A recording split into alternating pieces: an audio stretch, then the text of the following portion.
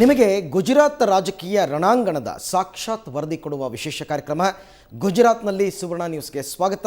ನಾನು ಅರವಿಂದ್.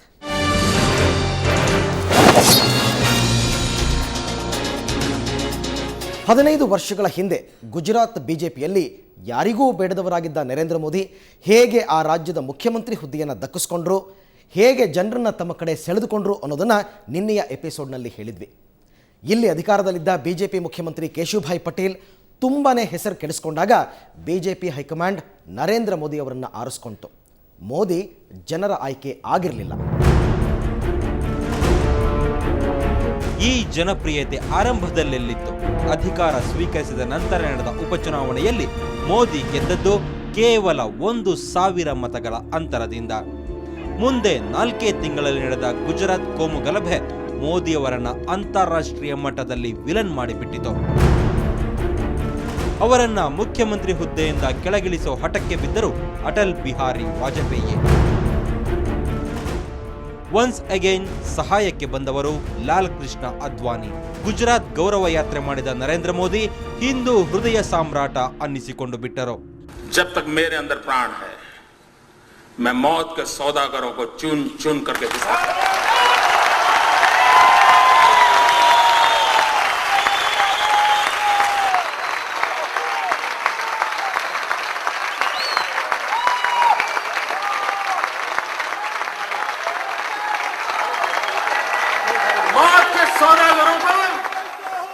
मौत को सौदागरों को छोड़ा नहीं जा सकता भाइयों.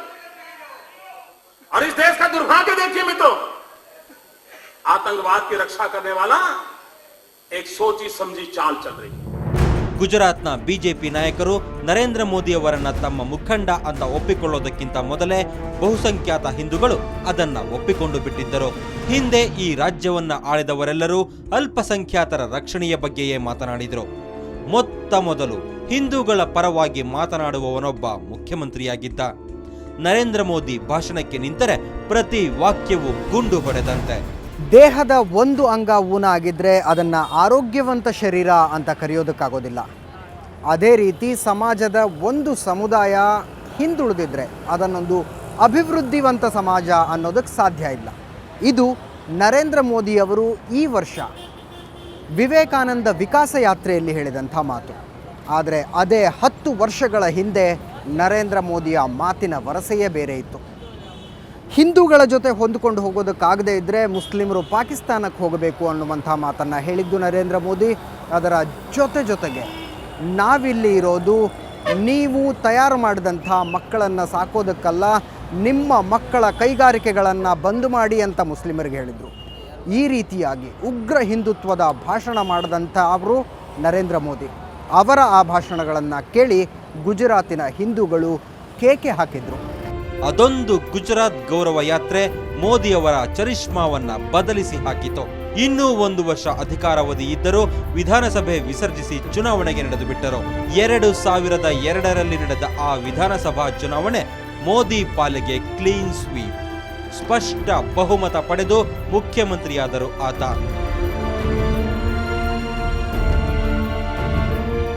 2002ರಲ್ಲಿ ಮುಖ್ಯಮಂತ್ರಿಯಾದ ನಂತರ ಮೋದಿ ಮಾತು ವರ್ತನೆಗಳಲ್ಲಿ ವ್ಯತ್ಯಾಸ ಕಾಣಿಸಿಕೊಳ್ಳತೊಡಗಿತು. ಮೊದಲು ವೇದಿಕೆ ಏರಿದ ಕೂಡಲೇ ಜೈ ಶ್ರೀರಾಮ್ ಅಂತಿದ್ದರು. ಈಗ ಭಾರತ್ ಮಾತಾ ಕಿ ಜೈ ಅನ್ನೋದಕ್ಕೆ ಶುರು ಮಾಡಿದ್ರು. ಅದರ ಅರ್ಥ ಅವರು ಹಿಂದೂವಾದದಿಂದ ಹಿಂದೆ ಸರಿದಿದ್ದರು ಅಂತ ಅಲ್ಲ, ಉಗ್ರ ಹಿಂದುತ್ವದ ನಾಯಕ ಅಂತ ಮಾತ್ರ ಅನಿಸಿಕೊಳ್ಳುವುದು ಅವರಿಗೆ ಬೇಡವಾಗಿತ್ತು. ಆ ಚಾಣಾಕ್ಷ ರಾಜಕಾರಣಿಗೆ ಗೊತ್ತಿತ್ತು ಹಿಂದುತ್ವದ ಟ್ರಂಪ್ ಕಾರ್ಡ್ ತುಂಬಾ ದಿನ ನಡೆಯೋದಿಲ್ಲ ಅಂತ. ನಿಧಾನವಾಗಿ ವಿಕಾಸದ ಬಗ್ಗೆ ಮಾತನಾಡೋದಕ್ಕೆ ಶುರು ಮಾಡಿದರು ಮೋದಿ. अब जैसे 26 जनवरी है, 15 अगस्त है और हमारा गुजरात का स्थापना दिन आता है 1 मई, तो ये जो 3 त्यौहार है हमारे, वो उन्होंने गांधीनगर में रहकर मनाना नहीं शुरू किया. उन्होंने हर वर्ष एक जिले को पसंद करते थे और उस जिले को वहाँ से स्टेट लेवल का जो महोत्सव है वो वहाँ से मनाते थे. तो 1 महीना पहले उस जिले में क्या क्या समस्याएं हैं और उस समस्या का क्या निराकरण हो सकता है, उस जिले में क्या क्या प्रोजेक्ट नए किए जा सकते हैं और उनका इम्प्लीमेंटेशन, उनकी शुरुआत, उनका उद्घाटन, वो सब ताकि लोगों को लगे कि हाँ। सरकार अपनी तरफ सरकार आई है। हाँ वहाँ सरकार आई जाती थी है, सरकार की गांधीनगर तरफ से ये नहीं जा रहा है। नहीं। अच्छा। तो इतने सालों से हर साल में ये जो 3 जिले पसंद करते थे, तो अभी 10 साल में उन्होंने सारा गुजरात में लोगों को बताया कि हम आपके पास आते हैं, और उनका फायदा भी हुआ। ಒಂದು ಕಡೆ ಅಭಿವೃದ್ಧಿಯ ಶಕೆ, ಹಳ್ಳಿಗಳಿಗೆ ಸರ್ಕಾರ ತೆಗೆದುಕೊಂಡು ಹೋಗುವ ಪರ್ವ, ಗ್ರಾಮಸ್ಥರ ಜೊತೆ ಟೆಲಿಕಾನ್ಫರೆನ್ಸ್ ನಡೆಸಿ ಸಮಸ್ಯೆ ಕೇಳುವ ಹೊಕ್ಕೆ, ವಿದ್ಯುತ್ ಉತ್ಪಾದನೆ, ರಸ್ತೆ ನಿರ್ಮಾಣದ ಕಡೆ ಗಮನ, ಇನ್ನೊಂದು ಕಡೆ ವಿದೇಶಿ ನೇರ ಬಂಡವಾಳವನ್ನ ಗುಜರಾತ್ಗೆ ತರುವ ಪ್ರಯತ್ನ. ಇಲ್ಲಿಗೆ ಬಂದು ಕೈಗಾರಿಕೆ ಮಾಡ್ತೀವಿ ಅನ್ನೋವರಿಗೆ ರತ್ನಕಂಬಳಿ, ಶಹರಗಳಲ್ಲಿ ಮೂಲಸೌಕರ್ಯ ಅಭಿವೃದ್ಧಿ, ಇವೆಲ್ಲ ಆರ್ಭಟಗಳ ನಡುವೆ ಮೋದಿ ಹಿಂದುತ್ವದ ಬಗ್ಗೆ ಮಾತಾಡೋದನ್ನ ನಿಲ್ಲಿಸಿ ಬಿಟ್ಟರು.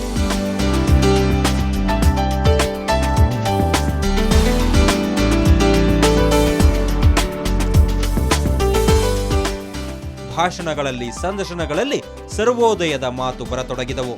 ನಿಧಾನವಾಗಿ ಜಾತ್ಯತೀತ ಬುದ್ಧಿಜೀವಿಗಳ ಜೊತೆ ಮೋದಿ ಒಡನಾಟ ಹೆಚ್ಚಾಯಿತು.